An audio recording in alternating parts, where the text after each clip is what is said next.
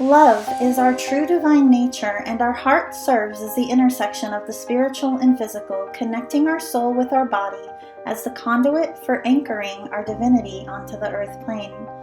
Embodying our divinity is the key to our ascension and to manifesting our highest destiny in this life.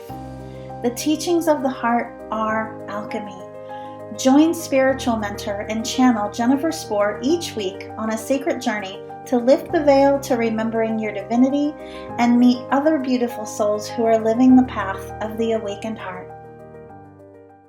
Hey everyone, I'm really excited to welcome as a guest to the show today, Caitlan Siegenthaler. We've already been having so much fun chatting behind the scenes, and now I We can't wait to have. share her with you.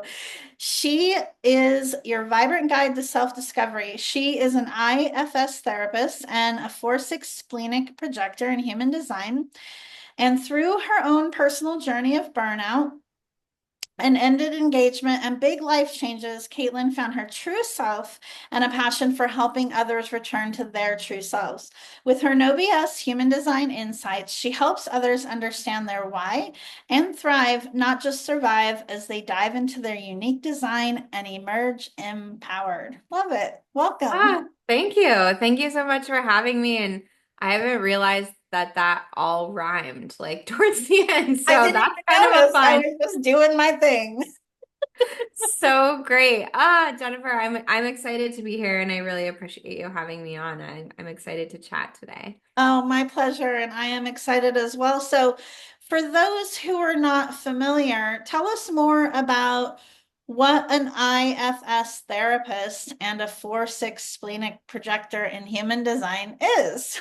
Yes, great questions. I'll start with the therapist piece. So, IFS is the acronym for the type of therapy that I'm trained in. It's called internal family systems. And part of the reason I think I'm drawn to it is it lends itself to a little bit more intuitiveness and like free flowing in the work. So, the premise or the idea in IFS is that we all have parts of ourselves. And we use this language anyways, right? We'll say like, oh, part of me really wants to go, but the other part of me doesn't.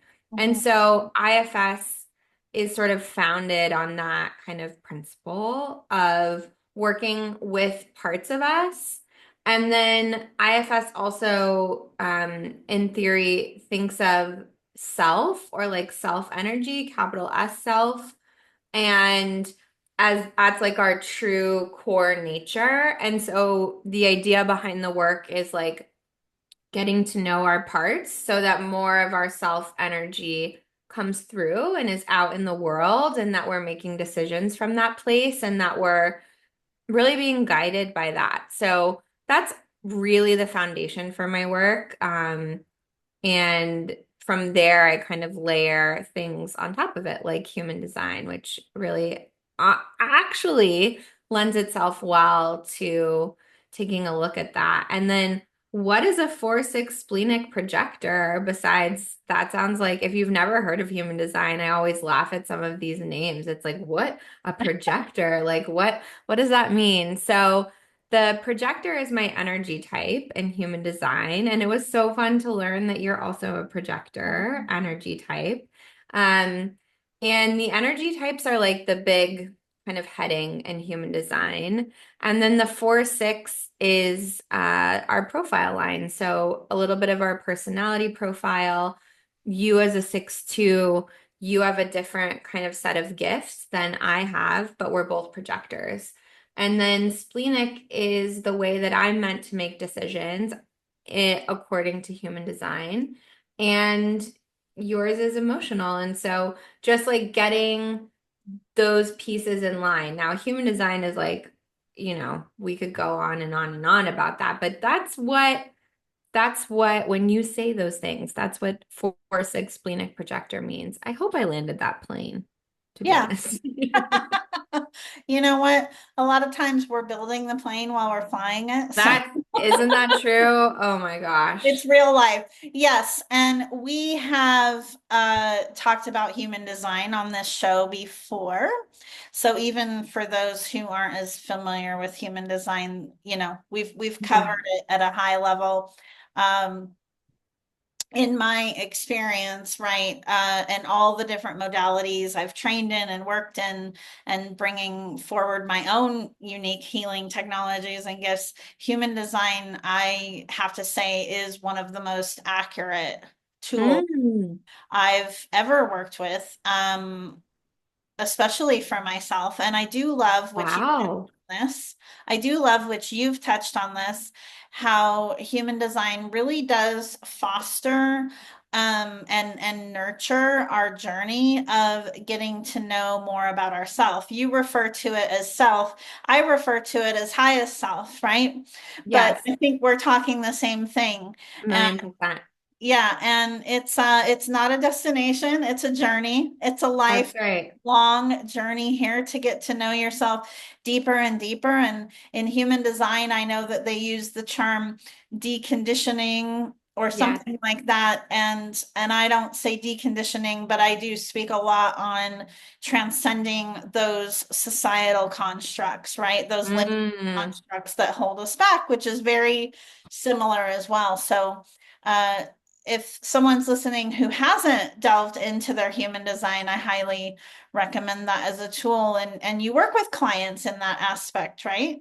Yeah, so I think where I kind of skew things like slightly differently when it comes to human design is that I like to incorporate IFS within that. And so the goal being like human design being your blueprint or your map, but internal family systems being a part of the like vehicle of like, oh, how are we going to move through this and how are we going to see this? And yes, human design uses deconditioning. I love what you said, like transcending. I like that verb way better.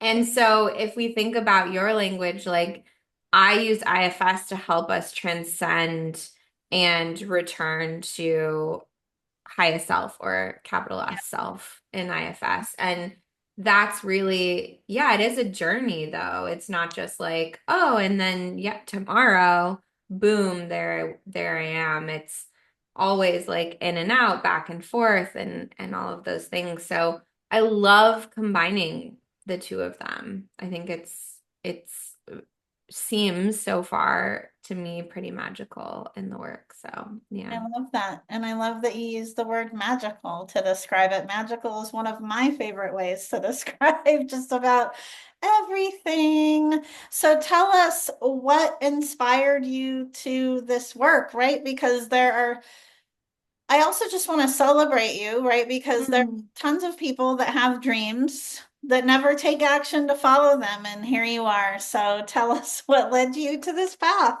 Oh my gosh, Jennifer. Well, thank you. I'm working on receiving and not just like brushing things off. So I'm really going to receive that. I really appreciate that. And I want to acknowledge that. And okay, what led me to this path? Honestly, I think some of it was listening to my spleen in human design and following it, regardless of how kind of cuckoo it seemed at the time. I mean, I graduated and started working in like a very traditional role in the corporate world. And I thought like, whoop, wham bam, this is my life. Okay, and I was getting burnt out and I was really like hating it, feeling anxious already at 7 in the morning, trying to beat my boss into the office and like waking up with that panic. And I just thought, I can't like live the next 40 years of my life like this. And so it wasn't like I was 10 years old and I like knew I always wanted to be a healer and a helper. It was more like I followed kind of the program of like, here you go. This is what, if you're raised as a woman in America in the 80s and 90s, like this is what you do. And I followed that and I was like, oh no, no, no, no, no, no, no, no, no, no, no, no. This isn't, I can't do this. I'm like mentally and physically already unwell and I'm only, 25 or whatever. And so I got this whisper. I remember I was sitting in my little cubicle and I was like working on something that seemed so silly and everyone was so upset about it. And I worked in like coupons and cash back on this website. Okay. It was not serious business, but people took it very seriously. And I was sitting there and I just had this whisper. It really was a whisper. And it was like, Google how to become a therapist. And I was like, what?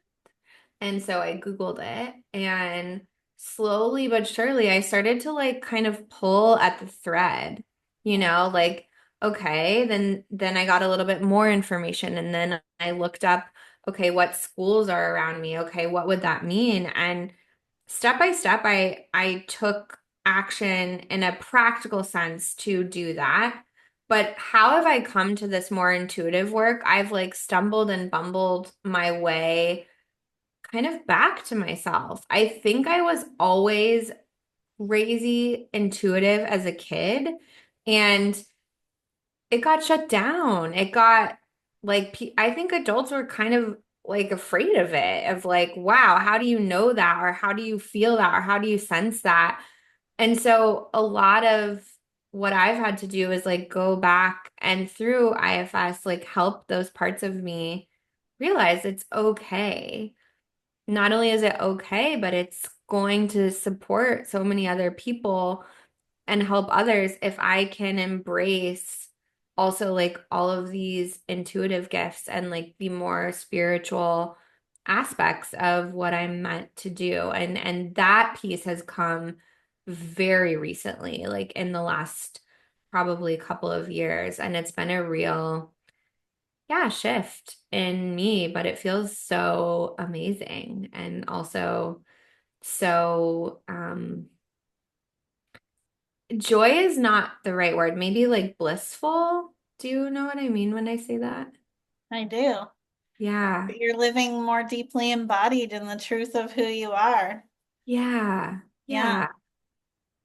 that's a lot of the work that I do in terms of supporting other people. Yes. I know. Yeah. This is why I can't wait to have you on my podcast. Yeah, it is blissful. It's also joyful too. And I create space to be in stillness every morning. And just this morning, actually, I was reading something about joy and experiencing true enjoyment, right? Yeah. Experiencing true joy and enjoyment free of an experience, free of Mm, it's different than enjoying a movie or enjoying time with your best friend or your partner. True enjoyment is free of any kind of specific experience or expectation. You're feeling that. And so when you're talking about feeling bliss, and it made me think of joy, that's how I think of it too. It's just the feeling yes. that you're having from within your being. And that's when you know that it's real, right? And it's not that our experiences with other people or things can't bring us bliss or can't bring us joy, because they can. But what can happen sometimes is because the societal programming is so deeply embedded in many of us around that Yes. we can't have the thing, we can't be happy, Mm, or we can't experience bliss or joy until we achieve this or do this, and it has to be something outside of us, where true bliss, true joy is a state of being. And that's what I believe that you were describing. yes, Jennifer, thank you. Thank you for using your projector gifts to see me and understand what I was saying. Yes, that is what I was describing of like moving away from the idea that I was gonna like climb the corporate ladder and like be, make this much money and do whatever. And instead, I traded that for this path. Yeah. And to some people, they might be like, okay, well, why would you do that? But to me, it's exactly the reason that we're talking about is like, to me, that is life. Like, that is the Yes. core of it. I want to be here to, yes, enjoy and be present on this planet. And yes, like share my gifts and help people, but also just like be in connection and community with Yes. people. So, yeah. Yeah.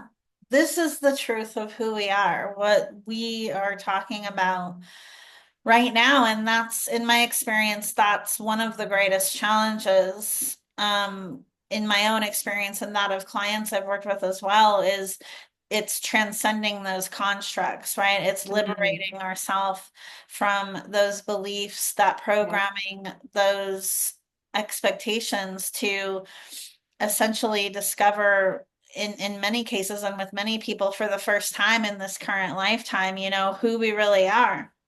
Yeah. Yeah, absolutely. And that's where, as much as I like love human design and I think it's a fabulous tool and meaning making system, that's where I feel like I need to use IFS, at least in my work, or like something else to help people, yeah, transcend those different pieces because you can have human design gives us all kinds of excellent information, but it's not that like vehicle to kind of transcend that piece or help us decondition, if you want to say that, at least from my perspective. Yeah. What are, in your experience, what are some significant memories of transformation that come to mind for you in your work with clients? Yeah, I mean, even just one reading I was doing for someone who is a healer around human design, and we were talking about a certain center that they had, and we were talking about kind of what was going on for them around this center. And something just flipped and they realized that because this was an open center, so their energy was open here in their work with all of the clients they were working with, they were taking on energy in that center because I was just letting them know that that center was undefined, open, so they were susceptible to energy in that one area. And this unlocked something for them. They had struggled with chronic illness for a super long time. And it was like, bam, right there, right in front of them, that there was no kind of energetic disconnection from them, between them and their clients. Not like not to say that this person didn't, they have great boundaries and all of that stuff, but energetically, they were taking in too much in that one space and it was making them sick. And Yeah. so being able to see that, and that was like one reading, like one moment of just sitting down, slowing down, and talking about their work and their chart and all of those things. So that's one example. But I think on like a broad strokes level, what I'm really excited about right now in my work is when I'm working with entrepreneurs, helping them decondition from this is the way I have to do this thing. This is the way I have to market my services. This is the way I have to do it. It's like, well, why? What if you flipped it on its head? What if we looked at your gifts in human design and then you anchored that within yourself and we changed the way that you do XYZ thing so that you can fully show up and like do what you're here to do. And for me, those are the super cool moments. And then there's even moments of relationships, like realizing, oh, I'm a projector. I need to be waiting to be invited into certain relationships. And maybe this invitation has expired, and people just getting a lot more clarity about that in a more empowering way, I want to say. Mhm. Yeah. Human design can be a very powerful tool and something that I think, complements it and that really kind of, I believe, is the umbrella over all of the other modalities and tools that we have available to us, is our ability to be acutely tuned into our own intuitive voice. Yes, like 1,000,000%. And that's where I think IFS helps us like tune into that voice because it's there. I call it capital S self, you call it higher self, whatever you want to call it, it exists like 1,000%. And that's when those parts from the work, the way I work, is when those parts show up and they're like, well, who are you to wait for an invitation to a relationship? You need to go out there and make it happen, or like whatever those parts took in and believed. Mhm. And so when we spend time with that and we're able to hear that and understand that part and that story and realize like, oh, that's what my mom always told me. So that means that this part has made meaning that that's the way I have to go about doing it. When in reality, it's like, yes, getting in touch with your own intuitive voice that's saying like, hey, everything from you need to be marketing your services differently in a different way that feels aligned to you need to leave this relationship or whatever it is. Yeah. Yeah. Yes.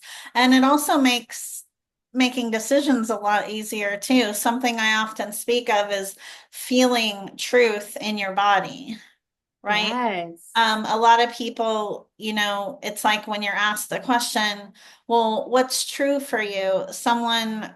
Many people default to, well, what do I believe is true? And it's not about Mm, what you believe is true, it's what you know is true. And when you have a knowing, it's in your body. And so when it comes, say, to human design as an example, if you are tuned into yourself in that way, right? Human design, learning more about how you're wired becomes much less overwhelming when you're much clearer in how you feel in your sense of self. 1,000%. And human design also gives you a little map to where in your body you might be able to feel that decision like most strongly. So, emotional decisions would be in the solar plexus, right? For me, I get like that intuitive hit whisper. It's in my spleen. So, realizing like where outside of the mind, because none of it is happening in the mind, where in your body you can kind of like double click and zoom in and yeah, just tap into that voice, like spend time with it and nurture it, and it will never steer you wrong. Absolutely. So, a lot of people that listen to this podcast are either paving a path of their own or they're being called to create something new, right? In support of uh, the collective kind of, I don't want to call it like an uprising that we're experiencing essentially in the collective of moving to a higher frequency way of being and living. So, as you probably know, uh, embarking on that path, like taking the step to embark on that path, is a really big step, and it's Yes. just the beginning. So, then there is staying with the path, right? Which I believe takes just as much faith. So, what would be your advice to those who are listening on staying the path? Wow, Jennifer. First of all, I have a part that's like, thank you for asking me to share my advice because as a projector, you know I love a good invitation to share what I think. So thank you for that. My projector parts are very happy. No, what would I say about staying on the path? I would say that I've wanted to get off of it. Like, to be totally honest, there have been times where I've been like, okay, this is hard or this is difficult or I'm totally unsure. I mean, even combining IFS and human design, I don't know anyone that's doing that. I didn't have like a map and I'm like, maybe this is going to be a mess. Like maybe this is going to be, I don't know. So I would say to someone, first of all, it's okay when you experience those like moments of doubt or uncertainty, especially as you keep journeying there. For me, what's been really helpful is continuing to like get to know myself and trust myself and reflect on every time I made an aligned decision and being like, wow, even when people told me this will never work out, I stayed focused and it did. And you're like your best indicator for that, that anything that you have going on, when you slow down and listen to yourself, it's never going to lead you astray. But the second thing is, I would say, like, get yourself an incredible mentor, someone to support you. I have the best mentor, and she's a reflector in human design, which is like just a gift, first of all. But second of all, I think sometimes when I'm have a part that's like, okay, I'm ready to give up, or I just launched something for the first time, and so it's like, oh, I don't think I can do this. Having that person to reflect that back to you, like understanding who your soul family is, or your soul tribe, or the people that can really deeply see you and help you in those moments. Just remember like who you are and like, oh yeah, that's right. Okay, boom, back on the path. I think those are the two things, like starting with yourself first, but then also cultivating or having that person, those people that are really going to get it and really going to help you remember in Mhm. case you forget and get a little bit lost and you can't quite hear your inner voice at that moment. Yeah, yeah, I love that. Which leads me to another question I want to ask about that, about reaching Yeah. out for support. What would be your advice on discerning as to when it's time to reach out for support? Because uh, we do have all of the answers within, right? But when do you decide, like, what would be a couple of signs that it would be beneficial? For me personally, my signs are that like I can just feel it. I can feel those parts of me kind of spinning, or I'm like more in my head and less in my body, Yeah. and I can't find the like route to take. Oh, like the parts in my head are just so loud that it's like, okay, no matter what I do, I could whip out every single tool, get out my tarot cards, I'll journal, whatever I'm doing. And it's like, okay, none of this is working.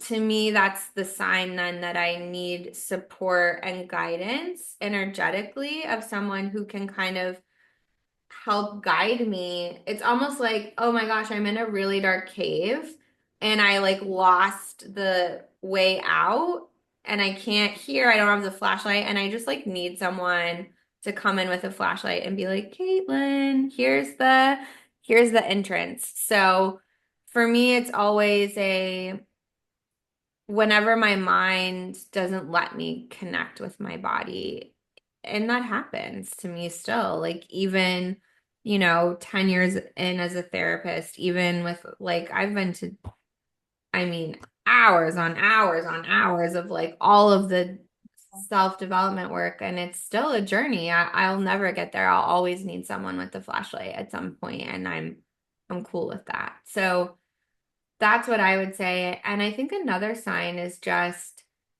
when that doubt is so loud and it's hard to, yeah, hear anything else over it. It's like, if you're at like a super noisy party or a concert, and even if you want to hear what your friend is saying, sometimes you still can't. And that would be a sign for me as well. Wonderful. Thank you so much for sharing Yes. that. Yeah, absolutely.